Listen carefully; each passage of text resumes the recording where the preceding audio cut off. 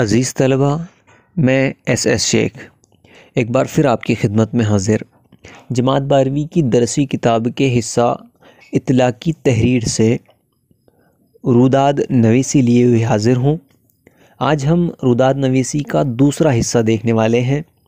اس سے پہلے والی ویڈیو میں روداد نویسی کا پہلا حصہ اپلوڈ کر چکا ہوں۔ اگر آپ حضرات نے اس حصے کو نہیں پڑھا ہے، سنا ہے، دیکھا ہے تو آپ اس حصے کو پہلے دیکھ لیں تاکہ دوسرا حصہ آپ کو بآسانی سمجھ میں آ جائے۔ میں اس حصے کی لنک آپ کو آئی بٹن میں دے دوں گا۔ بہرحال آپ اپنی درسی کتاب کے پیج نمبر 148 پر دیکھیں۔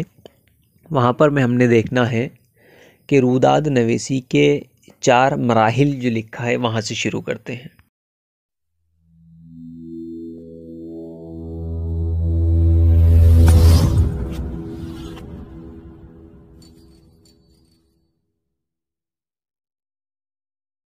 روداد نویسی کے 4 مراحل یاد رہیں، مرحلے کی جمع ہوتے ہیں مراحل، جس میں نمبر 1 ہے تمہید، روداد کا آغاز۔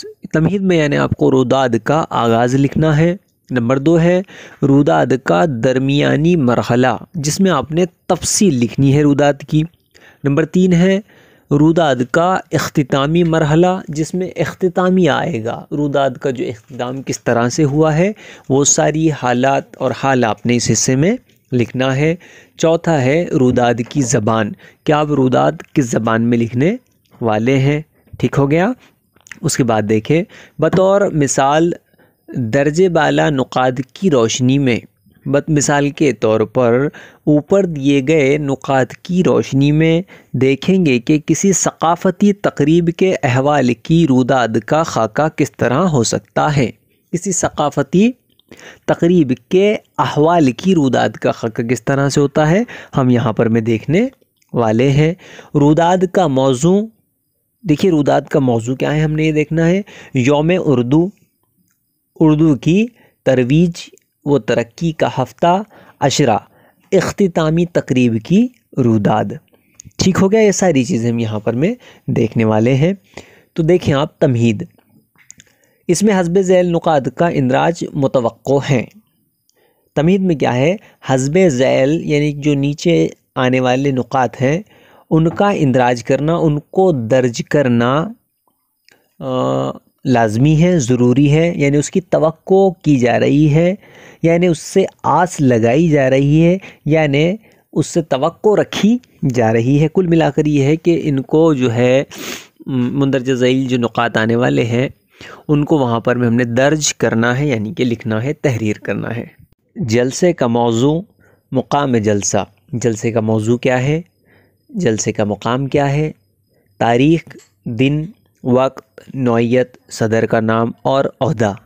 یعنی آپ کو تمہید کے اس حصے میں موضوع کا نام لکھنا ہے، کس موضوع پر جلسہ ہے آپ کا، کس مقام پر، کس جگہ ہے، کون سی تاریخ کو ہے، کون سے دن ہے، کس وقت ہے، نوعیت کیا ہے، صدر کا نام کیا ہے اور صدر کا عہدہ کیا ہے۔ اس کے بعد آئے گا مہمان خصوصی کا نام اور عہدہ، مہمان خصوصی کون ہے اور ان کا عہدہ کیا ہے، جلسے کے منتظمین کے نام، جلسے کے منتظمین یعنی انتظام کرنے والوں کے نام اور عہدے، دیگر مدعوین کی تفصیل، دیگر مدعوین جن کو آپ نے بلوایا ہے اس جلسے میں، اس پروگرام میں، ان کی تفصیل بھی آپ نے اس حصے میں لکھنی ہے۔ ان تمام کے لیے توصیفی کلمات، توصیفی کلمات یعنی کہ جو ان کی وصف اور بڑائی بیان کرے، اس طرح کے کلمات اس میں استعمال کرنے ہیں۔ اس کے علاوہ استقبال، تلاوت قرآن پاک، اس کے بعد حمد، نعت خوانی، استقبالیہ گیت وغیرہ کا ذکر بھی تمہید یعنی کہ آغاز میں ہوتا ہے۔ ٹھیک ہو گیا؟ یہ ساری چیزیں آپ نے یاد رکھنی ہے جب کبھی آپ روداد لکھیں۔ اس کے بعد نمبر آتا ہے روداد کا درمیانی مرحلہ۔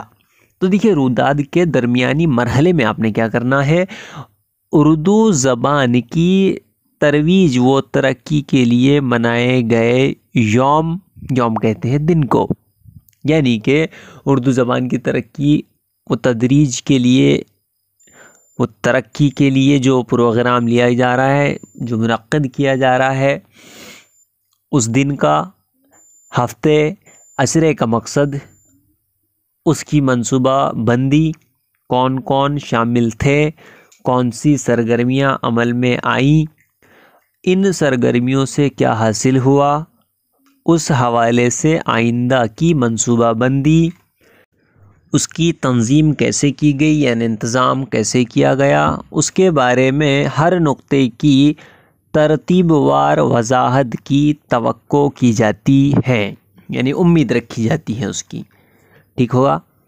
اس تقریب میں حصہ لینے والے طلباء و اساتذہ کے تاثرات کا اندراج بھی متوقع ہے۔ مہمانان خصوصی کے خیالات اور صدر کی تقریر، پیش کردہ 2-3 خاص سرگرمیوں کا تذکرہ، تقسیم انعامات کی تفصیل وغیرہ روداد کے اس حصے میں شامل کرنا متوقع ہوتا ہے۔ سمجھ میں آئی بات آپ کے؟ کیا کرنا ہے یہاں؟ تقریب میں حصہ لینے والے طلباء و اساتذہ کے تاثرات، یعنی تقریب میں جن طلباء نے اور اساتذہ نے حصہ لیا ہے ان کے تاثرات کا اندراج کرنا ہے۔ مہمانان خصوصی کے خیالات، یعنی مہمانان خصوصی نے کیا ان کے خیالات کا اظہار کیا ہے وہ بھی آپ نے اس میں تحریر کرنا ہے۔ اس کے علاوہ صدر کی تقریر، کہ صدر کی تقریر کیا تھی، انہوں نے اپنی تقریر میں کیا کہا وہ بھی اس میں لکھنا ہے۔ پیش کردہ 2-3 خاص سرگرمیوں کا تذکرہ، یعنی جو سرگرمیاں اس روداد میں پیش کی گئی ہیں ان سرگرمیوں کا ذکر بھی آپ نے اس حصے میں کرنا ہے۔ اس کے بعد تقسیم انعامات کی تقسیم کی تفصیل وغیرہ بھی روداد کے اس حصے میں شامل کرنا متوقع ہوتا ہے۔ سمجھ میں آ گئی بات آپ کے؟ اس کے بعد دیکھیں روداد کا اختتامی مرحلہ، یعنی کہ آخری حصہ ہے۔ تقریب کے اہم نکات، تقریب کی کامیابی اور اس میں پائی گئی کمیوں کے متعلق حتمی فیصلے کو روداد کے اختتامی حصے میں شامل کرنا متوقع ہوتا ہے۔ یعنی کہ تقریب کے نکات کیا تھے، تقریب کی کامیابی کس طرح سے ہوئی، اور اس میں پائی گئی کمیوں کے متعلق حتمی فیصلے، یعنی اس میں جو کمیاں پائی گئی ہے اس کے بارے میں حتمی فیصلہ کرنا روداد کے اختتامی حصے میں شامل کرنا متوقع ہے۔ روداد کی زبان، اب بات آتی ہے روداد کی زبان کی۔ ادارے کا شعبہ کار، موضوعات تقریب کی نوعیت وغیرہ کے مطابق روداد میں خاص ناموں اور اصطلاحوں کا استعمال کیا جاتا ہے۔ اس لحاظ سے مختلف علاقوں کی رائج زبان میں روداد لکھی جاتی ہے۔ اب دیکھیں کہ جو اس کے اندر مختلف ادارے ہو گئے، شعبہ کار ہو گئے، موضوعات ہو گئے، تقریب ہو گئی، تقریب کی نوعیت ہو گئی، یہ ہر جگہ ہر علاقے کی مختلف ہوتی ہیں۔ اس حساب سے اس علاقے کے لحاظ سے اس میں مختلف زبانیں ہو سکتی ہیں۔ تو کل ملا کر یہ ہوا کہ تقریب مختلف زبانوں میں روداد مختلف زبانوں میں لکھی جا سکتی ہے۔ جس علاقے میں تقریب منعقد کی گئی ہے اسی علاقے کی زبان میں روداد بھی لکھی جانا متوقع ہے۔ تو روداد کی زبان میں یہ والا پورشن آپ نے لکھنا ہے۔ آج کے لیے اتنا کافی، میں انشاءاللہ اگلی ویڈیو اس کی بہت جلد اپلوڈ کر دوں گا جس میں ہم روداد کا آخری حصہ مکمل کر لیں گے۔ اب مجھے دیجیے آپ اجازت، تب تک کے لیے والسلام۔ ہاں، اگر آپ نے ابھی تک میرے چینل کو سبسکرائب نہیں کیا ہے تو برائے کرم اس کو سبسکرائب کر لیں اور دوسرے طلباء کو شیئر کریں تاکہ آپ کی طرح دیگر طلباء بھی ان ویڈیوز سے فائدہ اٹھا سکیں۔